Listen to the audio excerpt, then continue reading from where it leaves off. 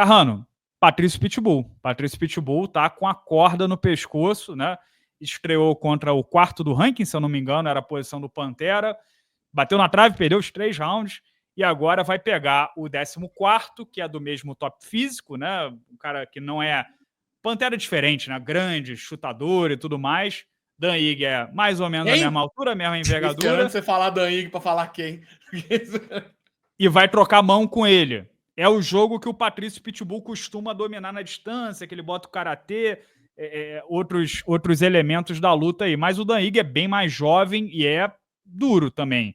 Todo mundo que passou pelo Dan Ige, né, e geralmente é uma nota de corte da categoria, não teve muita facilidade. Inclusive o Diego Lopes, na luta que o Dan Ige pegou com 12 horas antes.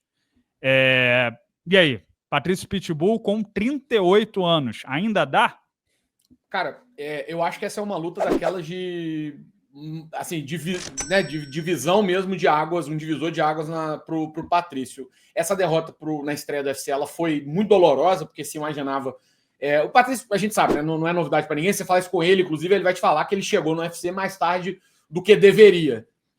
Acabou demorando um pouco para fazer essa transição. Agora tá no maior evento do mundo, sofreu essa derrota para o Pantera, derrota inquestionável, mas ao mesmo tempo que frustra um pouco os planos dele. Agora vai pegar o Dan Ige que você falou. É mais jovem. O Dan Ige tem uma coisa, ele é um cara que sempre, pelo estilo de luta dele também, a rodagem dele acaba sendo talvez um pouco alta. Ele é um cara que é muito...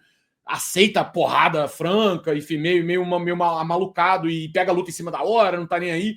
Talvez o Patrício...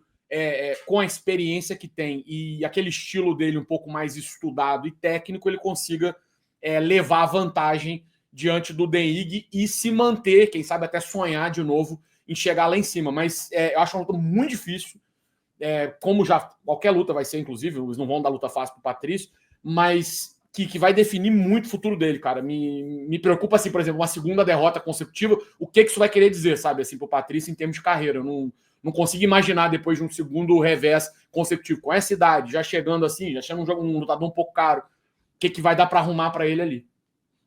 Só corrigindo, o Dan Ige é o 12º do ranking dos penas. E, André, tudo ou nada Patrício, né? Porque se perder pro Dan Ige, 2 lutas dentro do UFC, com mais de 38 anos fora do ranking, não dá mais tempo.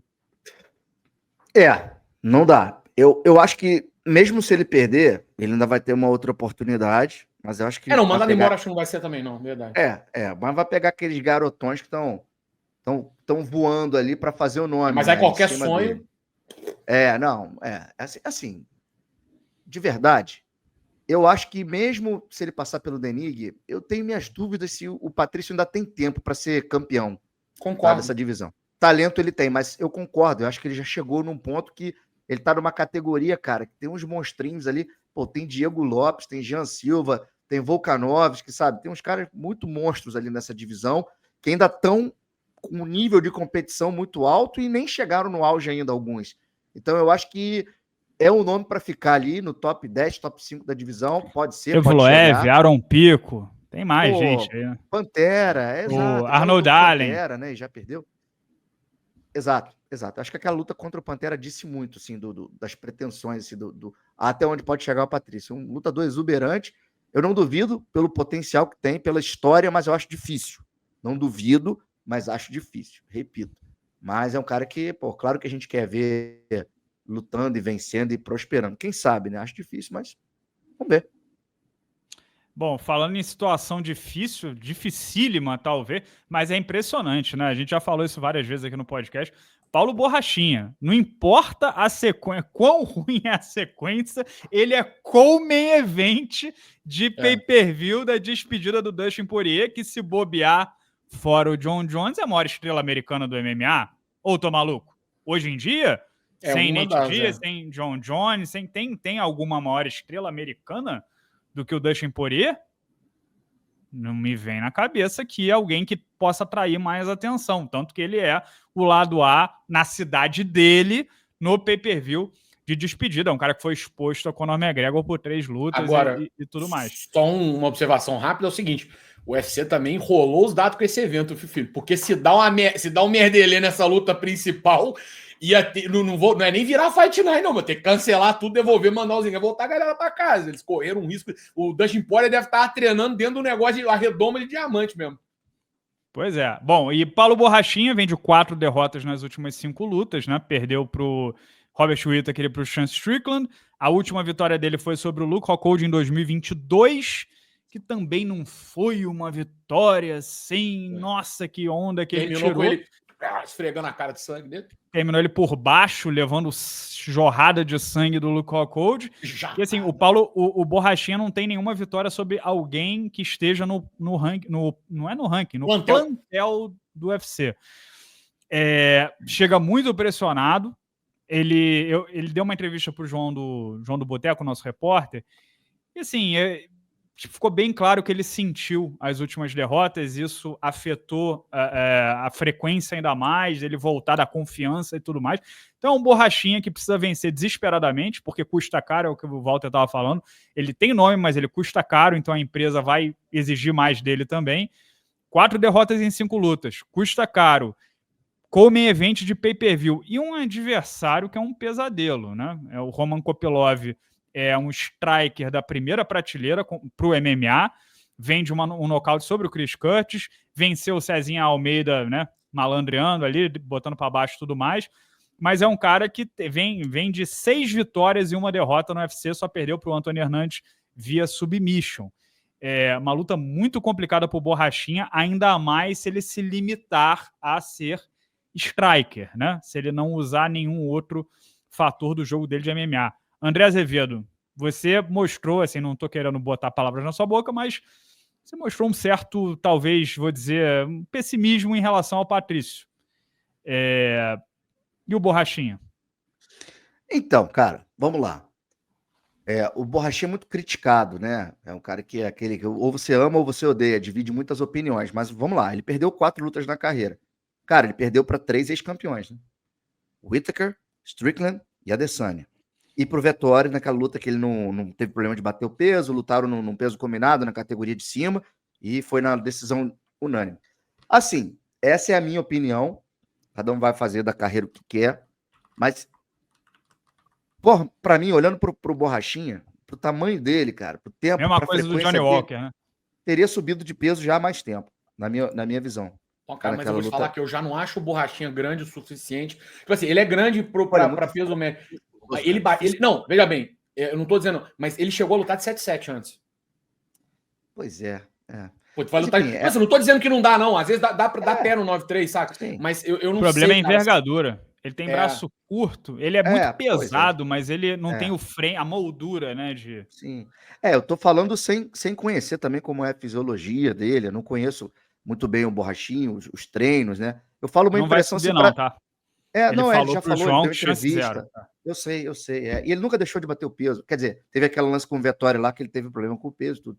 Mas é um cara que, olhando, analisando assim, né, até para tentar se reinventar na carreira. Eu digo mais por isso, entendeu? Para tentar uma coisa nova ali, para um elemento novo, para ver se ele voltava à coluna das vitórias. Mas no peso médio, cara, o Kopylov é um cara muito difícil de lutar. É um striker de alto nível, que marcha para frente, bota bons golpes retos, bota para baixo, é um cara completo. Eu sinto falta do Borrachinha do Velho Testamento. Sabe aquele Borrachinha que enquadrava os caras na grade, porrada, seca? Sabe? Eu acho que se ele conseguir resgatar esse cara agressivo, que marcha para frente, que bota pressão nos caras, com gás, ele tem grande chance de nocautear o Kopylov. Tá? Mas isso vai depender muito da confiança dele, porque o Kopylov vai chegar como franco atirador, um cara que, gelado, tá numa fase boa. E ele vai, como azarão ali, contra um cara que tem muito mais hype do que ele. Então o Paulo vai ter que abraçar essa coisa da segurança ali e mostrar que ainda tá vivo na organização. Acho que dá para vencer o Kopylov, cara. Acho que dá para vencer. Não vai ser vida fácil, não vai ser um adversário fácil, mas acho que botando a estratégia certa, misturando talvez, acho que dá para vencer. Ou sendo agressivo, marchando, botando mão dura daquele jeito, acho que dá para vencer. Vai ser difícil, mas acho que dá. O André falou dessas duas versões do Borrachinha. Ele primeiro teve uma época, até acho que a luta contra o Adesanya, que ele era muito explosivo no primeiro round e ganhava as lutas ali, ou então, né, a gente nem viu o que tinha depois. E depois daquilo ele virou um atleta muito mais cauteloso e menos decisivo nesse ponto. Isso aí realmente é a diferença gritante. E com relação até o que o André falou, eu concordo plenamente também. Acho que se você olhar só os nomes que ele foi derrotado e tal, foram nomes de altíssimo nível. O grande problema, acho que é que se você olhar também o contexto em torno disso, ele lutou muito pouco, né? O Borrachinha nos últimos... E tem confiança também, né? Beleza, você 38 perdeu o melhor do mundo, anos. mas você perdeu. Mas era super... Tem a confiança, né? Assim, o cara depende para atuar bem, às vezes ele depende, tá? E a confiança vem no resultado, não tem jeito, né, cara? Cara, eu vou te falar, eu tô tentando fazer as contas aqui de cabeça e até a confiança pra lutar, cara, ela vem até de lutar, sabe? Tipo assim, mesmo que você perca e lute bem e faça assim, eu acho que o que tá faltando pro Borrachinha um pouco também é isso, sabe, parece que toda vez que ele tá entrando é aquela ferrugem de tá começando de novo, porque quase todas as lutas dele um intervalo enorme entre elas. Acho que desde 2019, ele lutou 6 vezes, 5 vezes, um negócio assim. Então, eu tinha a impressão que esse intervalo que ele dava muito era por conta do processo de corte de peso, não? Talvez seja, mas assim, de qualquer também, forma... Teve lesão. Teve lesão, não. Ele também deu uns azar, tipo assim, contra o Hamzat Chimaev lá em Abu Dhabi, que pegou infecção no cotovelo. Sim. Deu um azar do cacete. Não, assim, é um combo. Não tô nem dizendo que a responsabilidade é dele só, não, tá? Com certeza é muita coisa. Que acontece muita coisa, às vezes, até que a gente não fica sabendo. Mas todas essas circunstâncias juntas, essa baixa atividade, acho que tudo isso também joga muito contra. E aí, quando vai chegar, a pressão fica muito maior, né? Você vê ele entrar se fosse um cara, às vezes, estivesse um pouco mais ativo, estivesse lutando um pouco mais, você dá uma diluída e fica menos. Agora, cara, tá tudo nessa luta. E eu acho o Kopilov um cara cascudo o suficiente para poder capitalizar em cima disso. Acho que se o Borrachinha ganhar, a gente já falou isso várias vezes, não chega a ser uma novidade que eu vou dizer, ele tem boa vontade por parte do UFC, então acho que ele até tem condições de se reposicionar de alguma forma. Não acho que imediatamente, mas assim, com mais 1, 2 lutas e tal, se reencontrar. Mas eu acho que ele está diante de um desafio muito grande. O Kopilov é um cara cascudo, complicado e que sabe sujar o jogo se precisar para vencer. E se for aquele mesmo Borrachinha hesitante, às vezes como eu falei, essa falta de frequência, isso pode custar caro para ele numa luta de 3 rounds, né? O Kopilov é um cara que pode fazer o que o Borrachinha deveria fazer aqui. Pô, trocar. Pô, tá o round desequilibrado, botou pra baixo, roubou o round. Bom, 10-9 Kopilov. É um cara que faz isso. E o Borrachinha às vezes não faz, né? Poderia fazer, não faz. Não, nunca. Cara, acho que eu não me lembro dele fazer isso. Pois é. Assim, o Borrachinha e o Patrício, são duas situações assim que vencer ou vencer. Porque é praticamente fim da linha, ou de demissão, ou de não ter mais relevância no evento. Né? Pois e assim, cara, vencer de qualquer maneira. Se o Borrachinha vencer o Kopilov por decisão dividida, que nem o Marretinha venceu o Wonderboy, a gente não falou da luta dele, mas agora não vai dar mais para falar. Assim, eu pontuei a luta pro Wonderboy. Eu achei que o Wonderboy venceu por 2-1. Ok, aberto para interpretação, né? Não acho que foi um assalto nem nada. Mas se vencer daquela forma, acabou, cara. Só bota o verde ali no nome. É o que o Patrício e o Borrachinha precisam.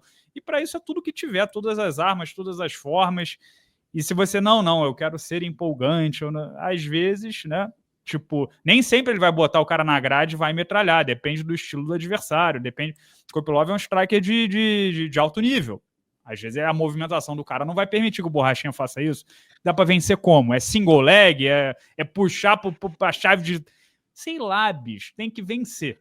Esses dois caras têm que vencer. Só a informação que eu pesquisei, são 7 lutas em 7 anos. Então, tipo assim, pô, olha, se você pensar que ele tá com 34, ou seja, dos 27 aos 34, que basicamente é onde está o auge da carreira. Lutou uma vez por ano. Qualquer motivo que seja, mas ele lutou uma vez por ano. E agora já tem 34, né?